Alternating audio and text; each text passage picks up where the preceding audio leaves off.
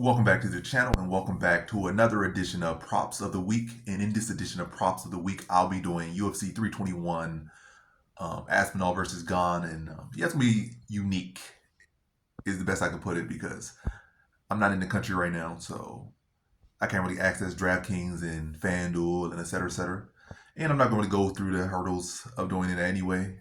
I try to find, there's probably a way I could do it, but again, it's already time zone different and stuff, so it's already late anyway into the day, Eastern time. So yeah, I'm just gonna, instead of giving like props because I can't really see the values or nothing, I'm just gonna give, I guess, general plays, and you can do what you want with them or what you want with them. So yeah, that's what I'm gonna do. So I'm gonna give probably one underdog and like two general plays, and you could again do what you want with those. So first off, for UFC 321, Aspinall versus Gane, props of the week. Gonna start with the underdog. The underdog I like most on this card is Verna Johnny Roba. I feel like in the first fight she did much more damage than Dern. I just feel like she stepped off the gas. And again, that could be a concern. Like she could do the same thing. It's more rounds to step off the gas and lose. But I can see her getting it done here in the distance as well. But I'll say, again, I'm just saying underdog. I'm not going to say whether to pick her by decision. It's just, you could play her. Again, this is a unique prop of the week. So you could just play her as underdog. You can play her money line. You can play her by KO. You can play her by sub. Again, whatever you want to maximize your value. But I think her at like plus 140, plus 150, where she's currently at, I think that's a great value. So as it is, and that gives you the most flexibility instead of trying to zero in on a submission, decision, KO. But hey, if you want to try add more value, go ahead. I think all those things are on the table and have a good chance to hit. But yeah, that's the first thing.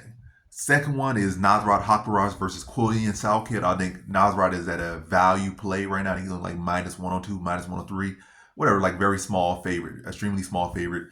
And he's fighting in, what they fight, I forget what they fighting, but they fighting in a Muslim country.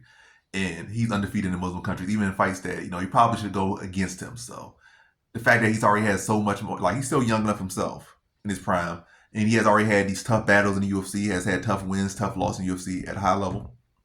And it's not like Quinton Salkill, some big puncher. Like Quinton Salkill is more experienced, more this, more that. Like I really don't see an area where Quinton Salkill has a clear advantage of Haqparast, where I see Haqparast similar skill set, but again, much more tested, much more proven. And now they're fighting in a Muslim country, and we know that most likely if Salkill is to win, it seems like his path is to a decision. And to try to win a decision against Haqparast in a Muslim country, it's just a hard sell. So yeah. But even outside that, I think Nasrat Haqparast should win. But now, especially given the fact that they are fighting in the United Arab Emirates or UAE or whatever, this gives even more credence to like, yeah, lean Haqparast, and him at this value is a steal. And also, I think, what's his face?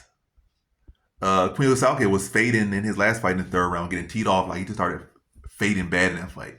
Now going to be in the desert, fighting against a much better, more experienced fighter. Could see a late stoppage as well, but it's not like Hosbrock is such a big finisher. But anyway, so that's the other one. So Verna is the underdog, however you want to do that. Nasrat is a pick 'em basically. That's probably the best of the three. Then the third one, this one probably not gonna have too much value, is under 2.5 in the main event, Aspinall versus Gane. Aspinall, like you pick him to win. Aspinall has not barely even touched the second round. I think he probably touched the second round like 3 times in his whole career. And as far as in the UFC, I don't think he has ever seen the second round in the UFC. I don't think. Don't quote me on that. I'm pretty sure he has never seen the second round in the UFC. And as far as his career, he probably seen the second round like twice in his whole career. So you pick Aspinall, most likely you're expecting him to get it done in the distance. And so under 2.5 there, or maybe even under 1.5, but I would say under 2.5 gives you the most safety net. But I think under 1.5 is a great value as well. I said, well, under 2.5. Why not to be under 1.5? Matter of fact, under 1.5. I don't know why I'm saying under 2.5.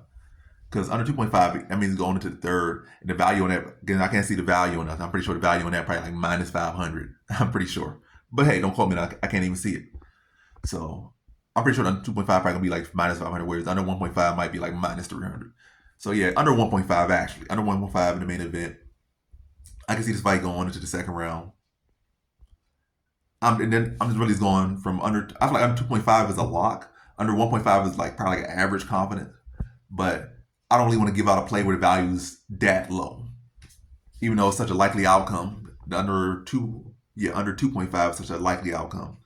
I just think under 1.5, yeah, you got to go with some type of value. So under 1.5, yeah, I'll stick with under 1.5. That was 1.5. So that means, because then it don't really cover the Gane upset. Because I feel like Gane, if he gets done for the upset, then it's probably like third round for Gane if he gets the upset, because he probably extends Aspinall out the first round. And maybe even a late second round TKO. Again, if Gane pulls up the upset, Aspinall, like if he wins, it's gonna be under 1.5.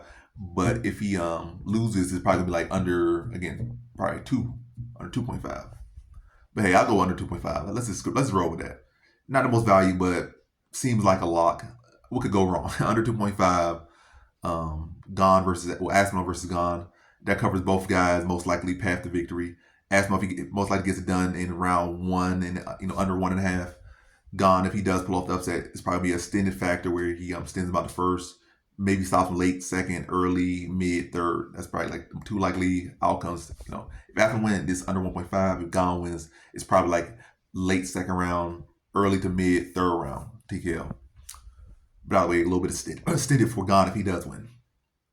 But yeah, the value on that probably ain't crazy. But again, you're going with a guy like Aspinall, who's only seen finishes, and it's really all revolving around Aspinall, to be honest. Because Aspinall, if he wins, he gets it done quick, and I don't think Aspinall's gonna be one of those guys that's gonna have such great durability. I feel like even when we look at his loss, like the moment he got caught in submission, like his only real true loss when he got caught in submission, like he tapped pretty quickly. So I don't really see Aspinall as a guy that's gonna be so mentally or physically tough. Not to say he's not, but I don't see him as like, oh, this guy has elite toughness or at least durability, elite cardio. I don't feel like he's ever gonna be that, or I feel like, because again, he hasn't had to be that or really trained to be that and has been tested to be that. So typically guys like that, when they get put in adversity, they crumble. So yeah, I don't think that's gonna be the case. So either way, I think revolving all this around Aspinall, I think this fight's not gonna go that long. Whether it's for him or against him, I don't think this fight's gonna go that long, in my opinion. So yeah, just wrap it up.